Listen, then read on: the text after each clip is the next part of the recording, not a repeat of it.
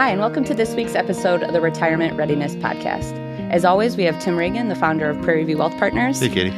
I'm Katie Umland, and we're lucky enough to have Dr. Jake Aleck with us today. Today, we're going to be talking about health and wellness in retirement and how to optimize the aging process. So today, we're going to be picking Dr. Jake Aleck's brain on tips and tricks on how to not only be alive, but get the most out of your life for a 2-comma lifestyle.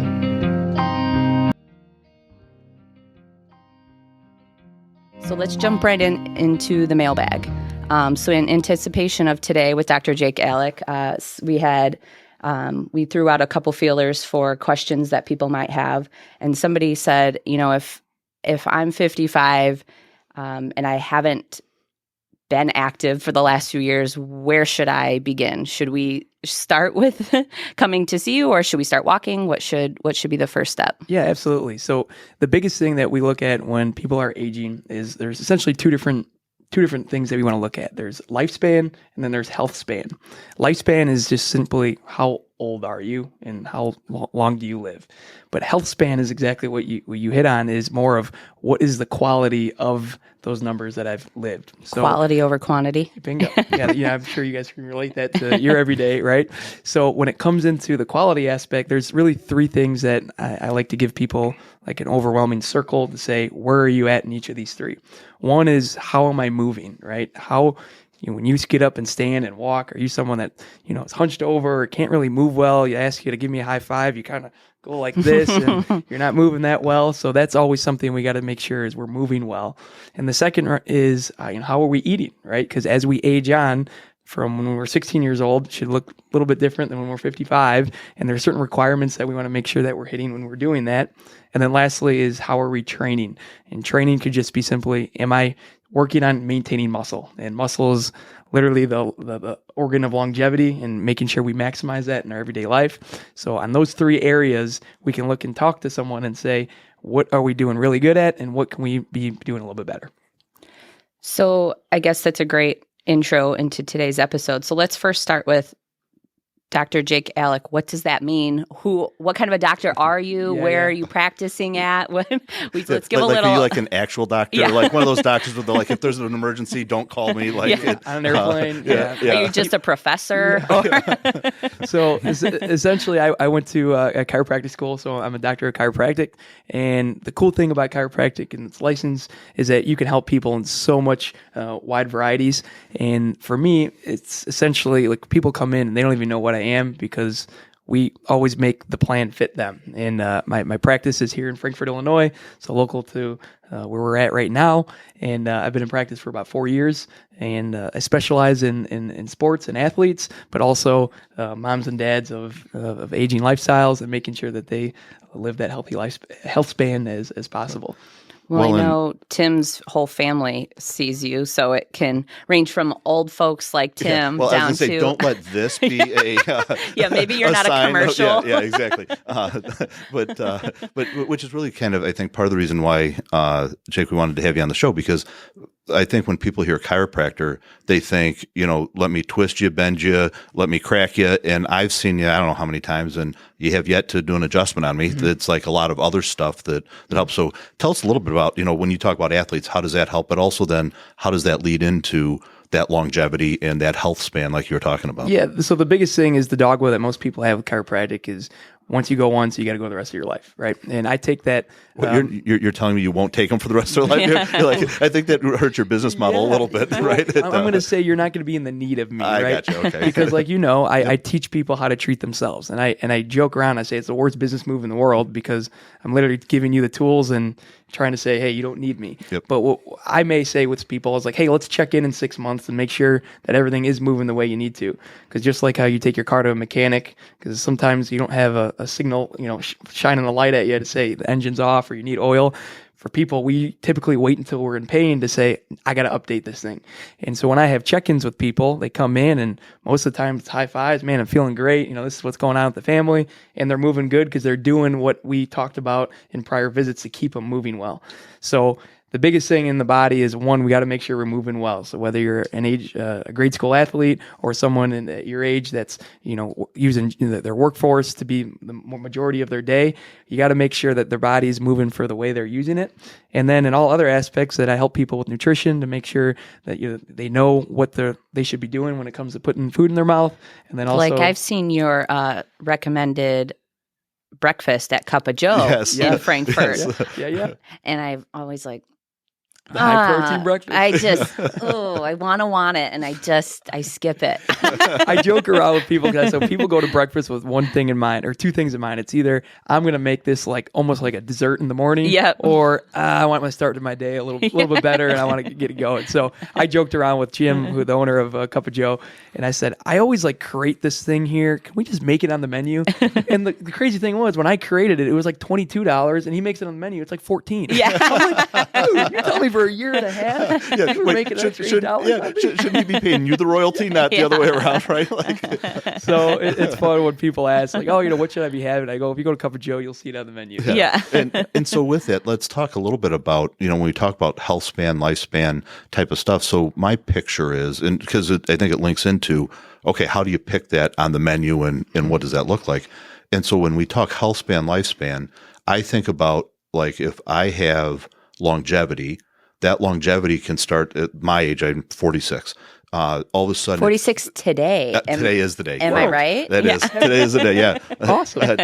And so, but starting, it's like this slow, gradual decline into I die at 90 or whatever, versus health span could be, I don't have that slow decline. I'm really healthy until, 89 and a half. Right. And then I kind of fall off and go, like, to me, that's the goal, right? And the 3 circles you're talking about help to get us there. So when you're talking food, for people maybe that aren't going to get to Cup of Joe, what is that breakfast? What does that look like? What are the things that I should be thinking about, kind of putting in my face when I Absolutely. Well, when it comes into, like I said earlier, like, muscle is the most important aspect to have on our body, especially as we age, because as we age on, your body at 26 years old literally goes downhill, and you have to work in order to keep or maximize muscle on you. So when it comes into that, protein is the building block of muscle. So we always talk to people about protein because notoriously everyone is under eating it. And we joke around, and it may not be the fun foods that most people talk about, but when we go to steakhouses, everyone loves steak. It's just, all right, the mashed potatoes that we load up with butter and everything on the side may need to be pulled back a little bit. But when it comes into protein, that's why we nicknamed it the high protein breakfast, because think of your typical morning. Like, people grab coffee, they grab a croissant or a donut on the way to office, and they just don't maximize those protein foods in the morning. So I always like to take the recommendation of, if we can maximize, especially when we're aging on, if we're 40 and older, that we want to say at least 50 grams of protein for your first meal of the day, because that gets you going on, one, you feel super full. And then also you're getting that idea of, I'm starting my day with a big jump of protein. So then later parts of my day, I don't have to play catch up. Well, just, you're talking to everybody else that's not me, because protein is what I would like. Bring me, like, now it's not always the healthy protein. I'll take the sausage or I'll take a chicken or steak or whatever. So that's why I wanted to talk about the protein breakfast stuff. Well, the cool thing about it is, like we say, a protein is anything that came from something that used to have an eye. So it essentially has to be coming from an animal, right? And now we have these new modern, like, plant-based things that aren't just as efficient as something that came from an animal. But it's all, so if I'm having sausage or I'm having bacon, like, there's protein in that. We just have to be smarter what we pair with it. So at a classic steakhouse restaurant where, there's a bunch of butter and some oils on top of an awesome protein-rich steak, we just have to say, maybe I'm having double vegetables instead of the crazy sides that always come with it, and then the carrot cake that's like the yay big at Gibson's that most people see. But what about the biscuits? And that's the thing. It's just like, everything comes in quantity. So it's like, if I want to have some... But as long as you get a Diet Coke, is it okay? The Diet Coke, it's so funny with, like, the 0-calorie things that people have these ideas like, oh my gosh, all these things that make it a Diet Coke. Diet Coke is not the worst thing in the world. And if that makes you feel better throughout your day and you're having one a day, totally rock with it. Great. So glad to hear it. Yeah. And so when you think about some of that stuff, when you talked about, how do you eat right or how do you adjust your eating? So if I'm sitting here and I feel like, for the last 20 years, I haven't maintained the the car the way I should. What are some of the things that I start thinking about?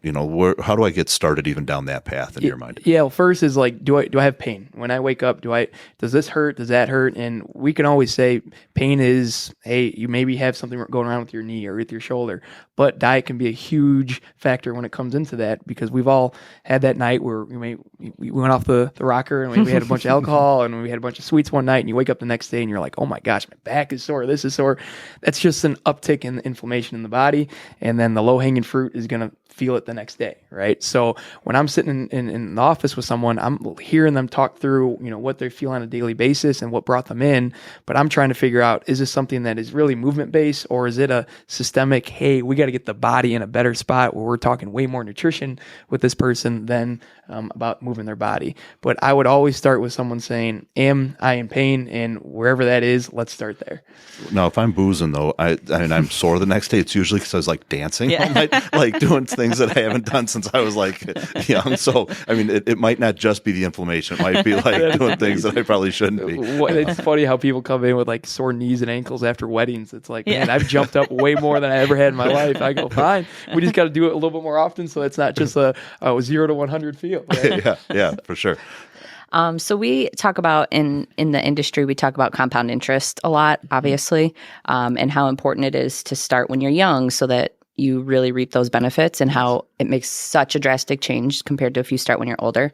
So what are some of those things that you would call compound interest worthy? Like if you start now, it's huge gains, or starting with this reaps huge benefits? Like what are those kind of triggers? Moving your body. Parents often ask me, my son's 7 years old, 6-year-old, do you work with this age group? And I always say yes, because the wider of a foundation you could build for a young person, or even if I meet them at 60 or 70, we still want to work on that foundation. And for someone that I have never worked with and they've really never done anything for their body, we'll make the greatest gains because they're starting from zero, versus someone that's super active, they work out, they've done sports. I may meet them and they may be doing 80% of things right, but now we have to fine tune just a little bit.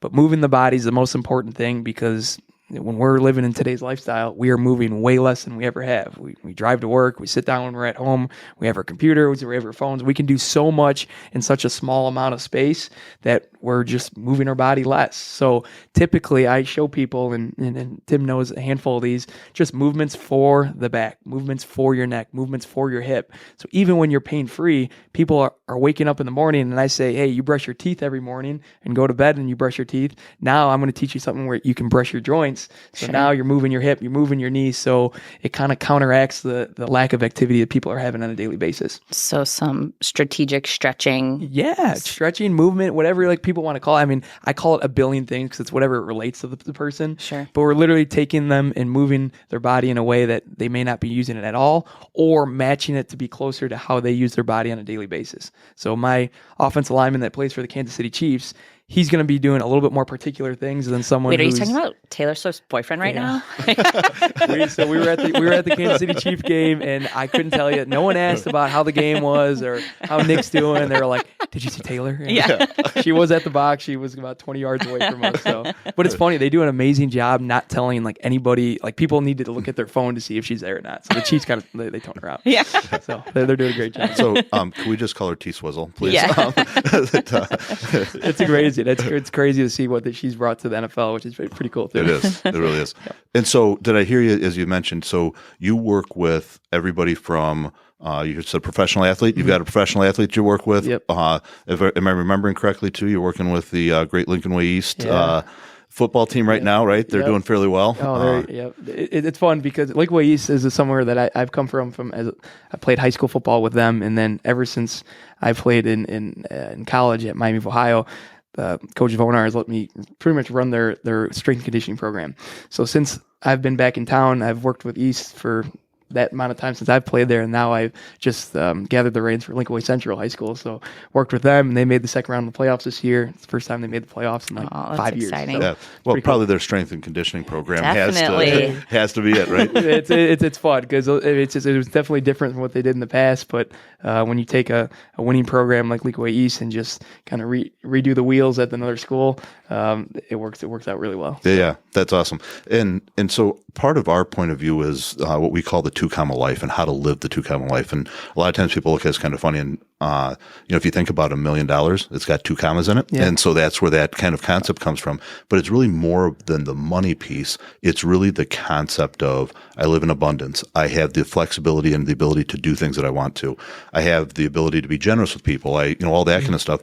And one of those, I think the reason it kind of fits into this conversation is I don't want to have that ability, but physically not be able to go do it. Right. And so if I'm sitting here and I'm later on in life, like, do I just start walking? Do I start what do you do? Do I go and get like some fancy gym membership with a bunch of machines I don't know how to use? Like what do you suggest? And how do I just get to, so if I want to go kayaking or for a hike or whatever in retirement, I'm good to go. What's your suggestion? Yeah, the biggest thing is we got to match what's my goal of my body, right? If I'm someone that I want to live pain-free and just get around and live my normal lifestyle, feeling good, then we're going to get you walking just for heart health, because we got to be using our body and getting steps in for that. But also, depending on where we're at on that age spectrum, we have to have muscle on our frame in order to maximize that health span process. So I always recommend, in order to build muscle, you have to lift something a little bit heavier, and that's quite often more than just the 10 or 15 pound dumbbells that people have at the house. So I'll meet moms and even dads that, they start there, but I'll get them a gym membership and just say, hey, maybe once a week we go here and we lift something heavy in a safe way, just so you can tell your brain to say, hey, we're using these things. We got to keep them. Yep. Because if you don't use it, you lose it. And that's why we got to make sure in that train aspect of my continuum that we're using our muscles.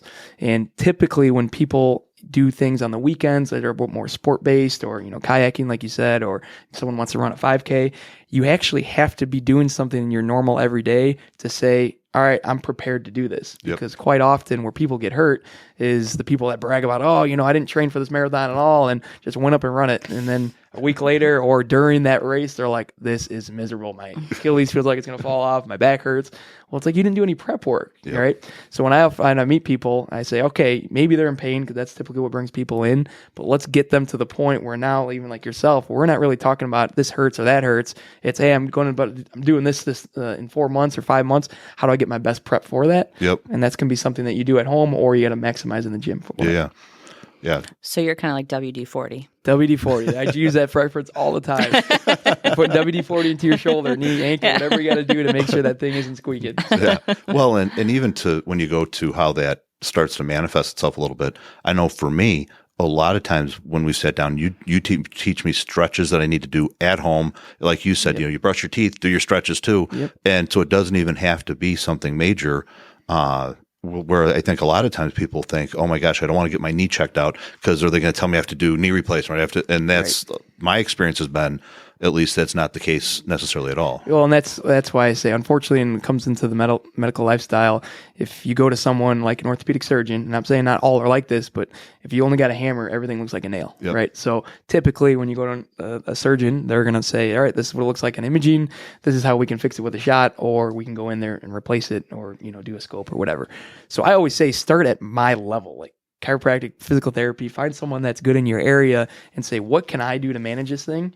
And orthopedic referrals always love when I send them a patient, because they know they maximize what I can do with them and what they can do. So their surgery result is going to be fantastic, because that's literally what they need. Versus I have people that go to orthopedics and they have their consult and they're like, oh God, he told me I need a shoulder replacement.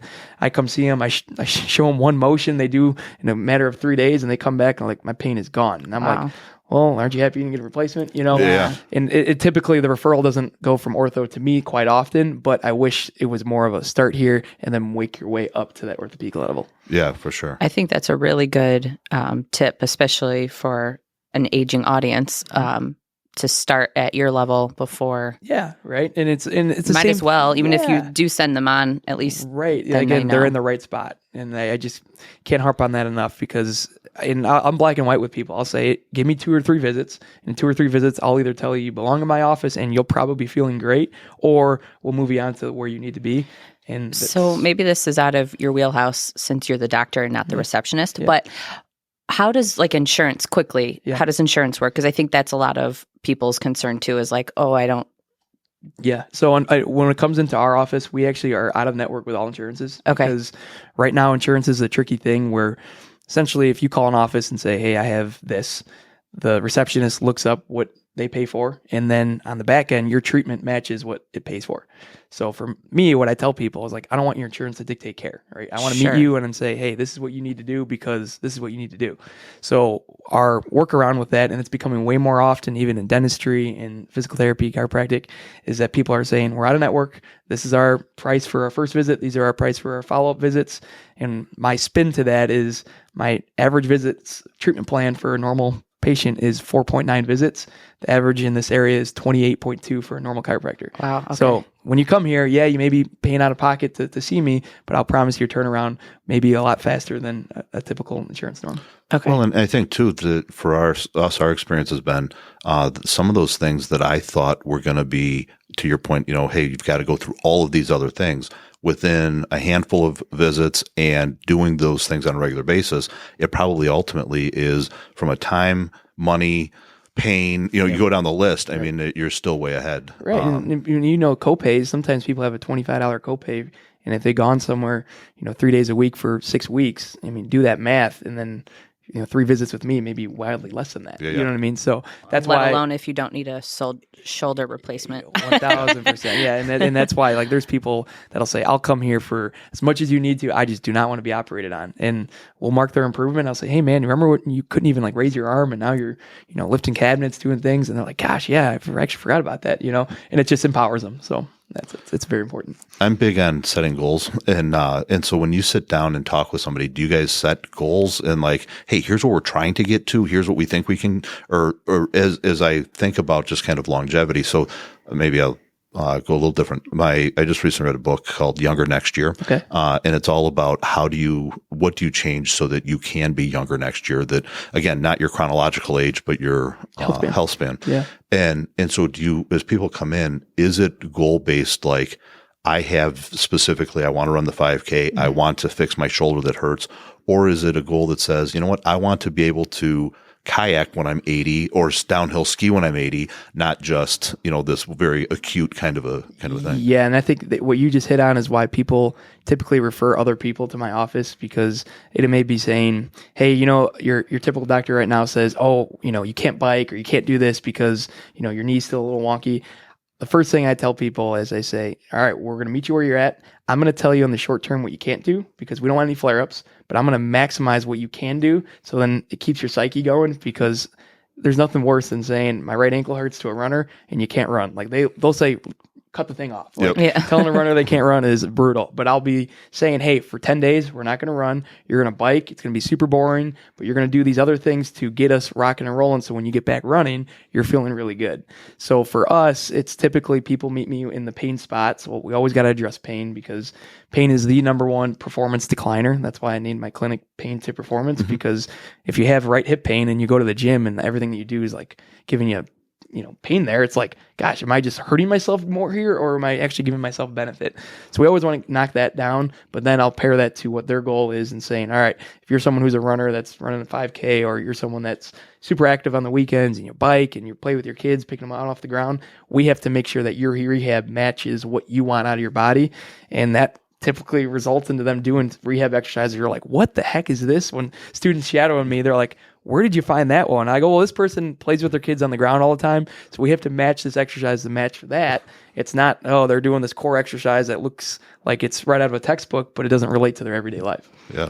I was kind of thinking about that before we started recording. The three of us were moving chairs, and I thought, oh, Aleck is I should be squatting down to get the chair to move it, train. What's that saying? In a neutral spine. Yeah. That's the common thing. It's like a joke in our industry, because we said if we did neutral spine and everything we do, we would look so robotic. Yeah. So typically what we do is we train people or get people back into these, oh my gosh, is that harmful? And it's like, no, because when you don't think and you bend and reach for something, your back bends. So it's okay to, and that's why we're always doing those, all right, can you touch the floor? Can you go backwards? My motions that I test people for, because we want movable ranges of motions that everyone moves through pain-free to ensure that they can live a life in in many pain-free ranges. Yeah. Well, I know for me, when the kids were little, we're fortunate we have a swimming pool, and so I would always get in and I'd put them on my shoulder with my hand and I'd throw them like a shot put into the deep end. And so Grace now is a junior in high school, and she still wants me to shot put her into the deep end, which I do. It's not quite as high and as much fun as it was when she was like, and so for me, like when I think about goals, like that's the goal, right? I want to be able to be grandpa shot putting the kids into the deep end. And so your talk about, you have to maintain your muscle mass. You have to even I'm assuming balance comes into that with muscle a ton, because when people start slipping and falling and all that stuff, so how do they do that? How do I keep muscle mass? Is it 1 day a week? Do I have to go 5 days a week? Like what are your thoughts with that? So typically we look at it's the amount of sets per.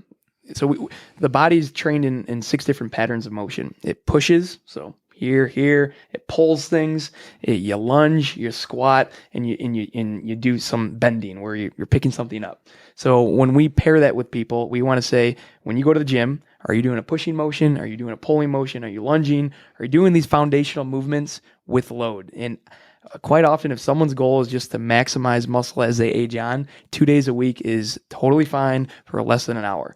And again, that's getting person to that point. Like I'll talk to someone, if someone's only standing up and walking 2,000 steps a day, my goal for them is to walk 4,000 steps a day. We're not even talking about the gym. So it's very individualized based on where the person's starting. But that very end goal of, all right, I want to be someone that's, maximizing muscle. I don't want to spend too much time. I'm not going to be like a gym bro, but like, I want to make sure I'm doing that right. 2 days a week is totally the bare bones minimum in order to make sure we can get that done. Yeah. Okay. And then when I think about kind of pairing that stuff up, because what can happen to me is if I'm not in that mode, it can be pretty intimidating trying to get in that mode. And so, sometimes I think like, just get up and walk for a half an hour every day or 45 minutes every day.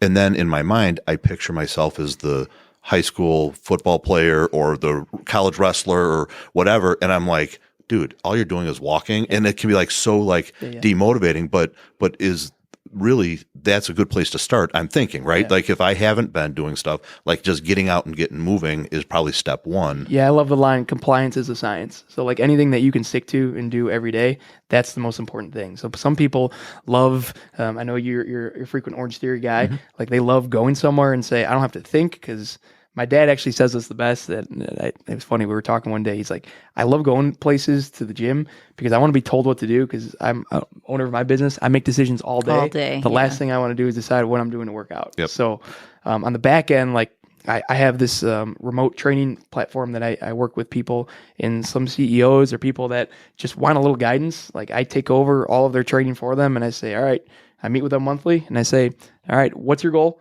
What's your availability in gym time when it comes to your work life? And I'll make the plan for you. So you go to the gym, and then here's your plan like this. So then they can do that. Or there's people like yourself that just, hey, I want to show up somewhere and be told what to do.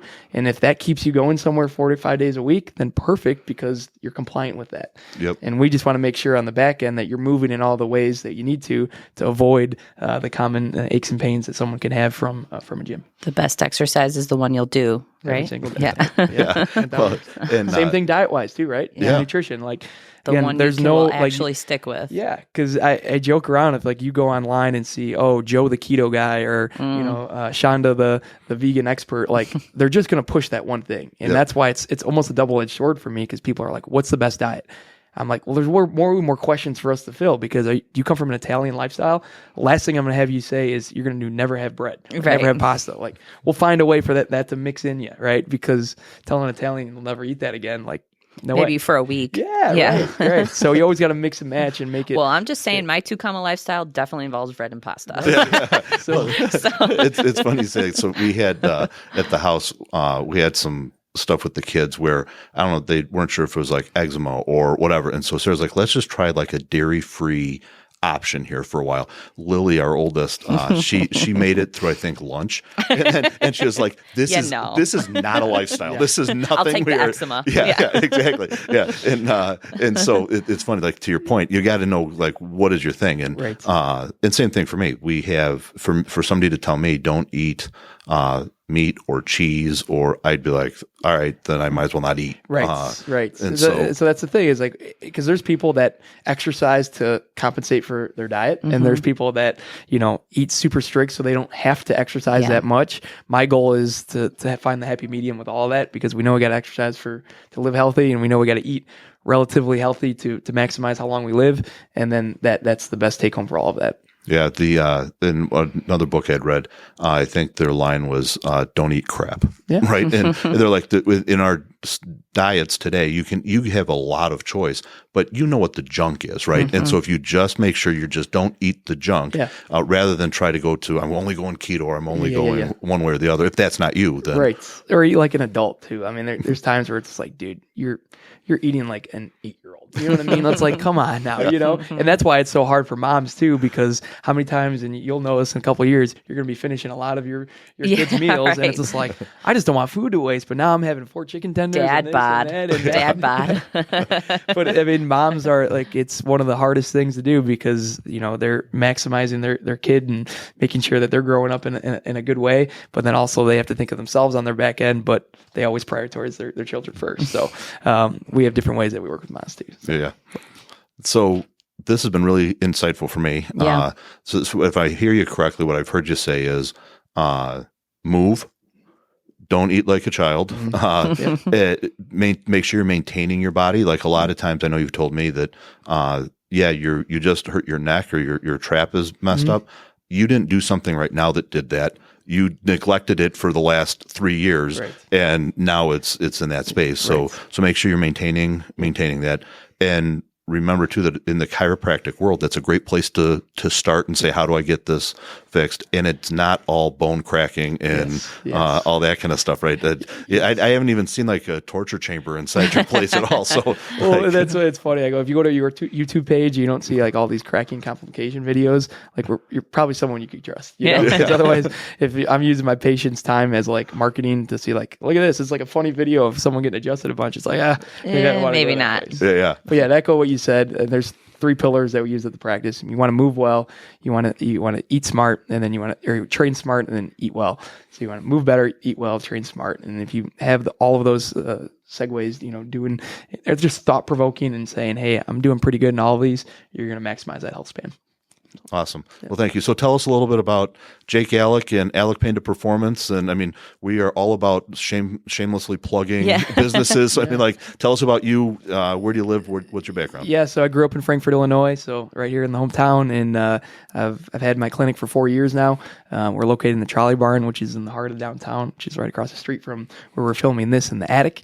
And when it comes into what we do, what I do, it's essentially if you move it, I treat it. That's the easiest way to tell people is whether it's your big toe, your knee, your neck, or whatever's going on, we'll make sure that either you're in the right place or we'll take care of it and show you how we can beat it yourself. But then also when it comes into my back end, I kind of have like my coaching side of things where I help out with the high schools and work with the kids there. But also, like we talked about with that training philosophy, is if you're someone that just looks to want to be guided into a plan of, I got a home gym or I go work out at LA Fitness or I go somewhere, but I just don't know what to do. And trust me, you're not alone if you feel that way. I could be an asset for you and just say, hey, let's make sure that your training regime matches what your goals are. And there's a lot of people that have been doing that for 4 or 5 years with, and they just don't stop because it's just, they love waking up and being like, man, I don't have to make a decision, just doing what I'm doing. Or that it kickstarts someone into a new regime of working out on a daily basis. Yeah. I know you mentioned LA Fitness, but that's not where you train, is it? No. We'd be remiss if you didn't mention. Yeah. So my house is like, I call it like the greatest home gym environment in the world because one, I selfishly wanted to match it to all of the things that the Lincoln Way East and Lincoln Way Central has in their weight room, so we can match that. But I train everywhere, so we make sure that I can meet people where they're at. So. Yep, for sure. So. And I actually know your wife, Liz. Oh, do you? Yes, from the chamber. Oh, yeah. So So you're married. Yes. And am I right? You have a golden. So we have we have Floyd, who is our initial Bernedoodle. Okay. And I actually married into that son. Okay. And then we actually just got a new Bernedoodle named Gus, and he's 6 years old. Okay. He's definitely more Bernese Mountain Dog than Poodle like Floyd is. So he's on the darker side, and then Floyd is 140 pounds and just a goofball. And it's been a good dad though to Gus. So, but yeah, my wife Liz, who actually grew up in if considered Frankfurt, but she went to Linkway North. So we joke around to say she's one of them that actually went to that school. And yeah, that's surprising. Now it's been closed down, but she also has the line that says that if we knew each other in high school, we never would have ended up together where we are now. So it's funny how that works. Yeah. So my mom introduced us, and shout out to my mom for doing that. And then it's been coming up on 2 years now. May 17th will be our second year. So okay, time's going by fast. It's fast. Great. Awesome. Well, thank you so much for being with us today. This was a great episode. And if you guys haven't checked out Jake on Instagram, Facebook, they have a lot of funny videos that you guys are. Yeah. They're always goofing around on Instagram. Yeah, between like. my personal one is drjake.aleck, or the clinic one, which is a little bit more insights on the body and stuff like that. That's Aleck PTP. But we're pretty active on it, so it's fun. But so check them out. Thanks for having me here. This is an awesome space, and you guys are doing amazing things, and I know you guys are very predominant in this town, and people can't say anything more but great things about you guys. So awesome. Thank you. Thanks for being here. Thanks so much for joining us on this week's episode of the Retirement Readiness Podcast. We hope you found some of it entertaining or valuable. If you did, please like and subscribe to our Facebook page and our YouTube channel. Until next time, be well.